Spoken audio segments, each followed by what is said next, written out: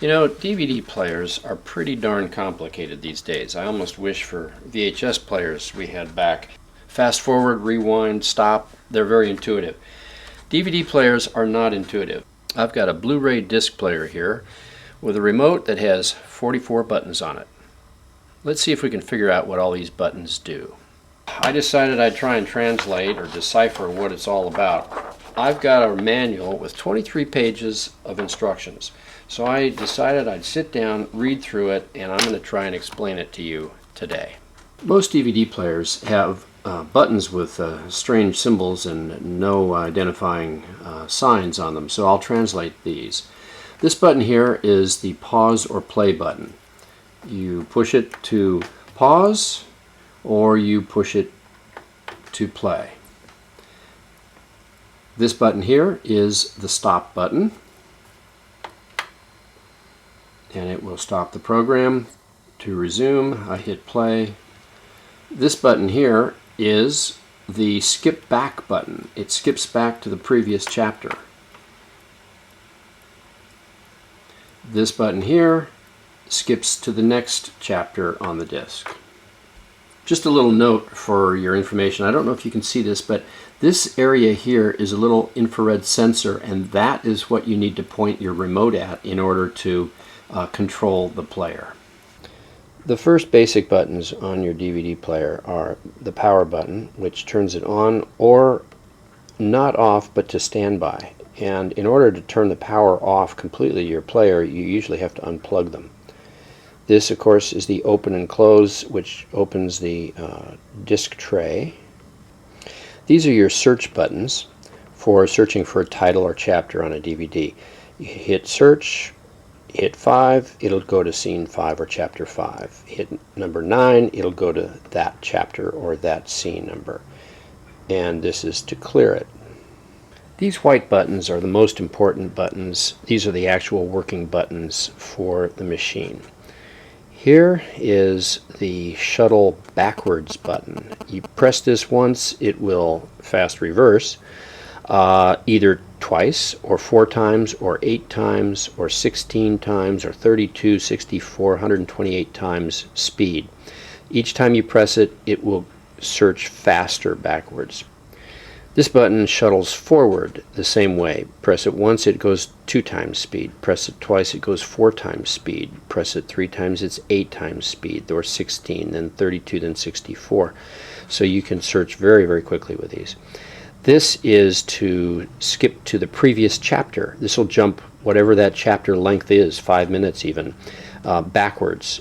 Hit it once, it'll go 1 chapter back. Hit it twice, it'll go 2 chapters back. This will go forward 1 chapter, or hit it twice, it'll go 2 chapters ahead. The zoom button is a feature on some DVDs, but not very many, where you can actually zoom in to the picture. This is your stop button, and a word of warning, when you hit this, you will kick out of the program and it'll go back to the beginning of the disc, to the menus.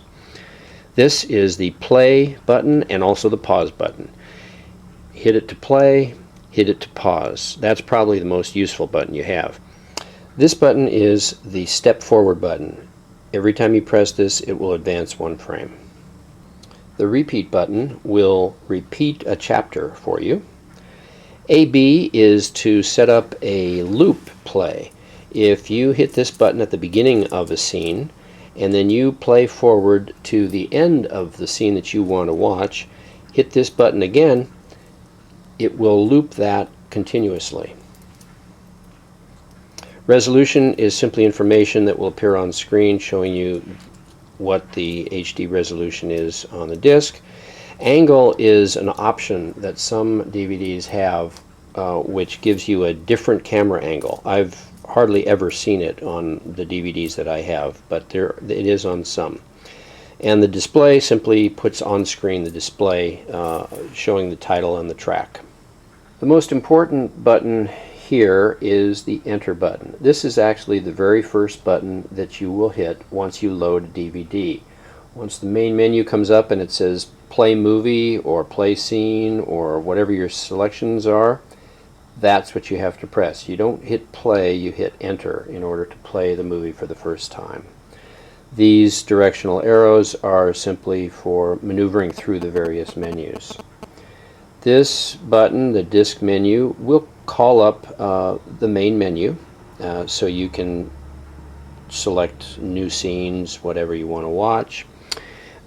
This menu, the pop-up menu, title menu, is an optional sort of information that is on some DVDs, which will bring up additional information on screen while you're watching a show.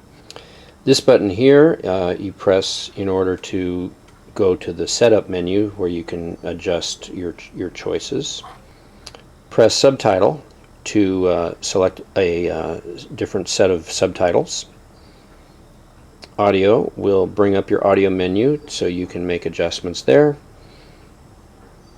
Return is to return to the previous menu if you're in the various menu modes.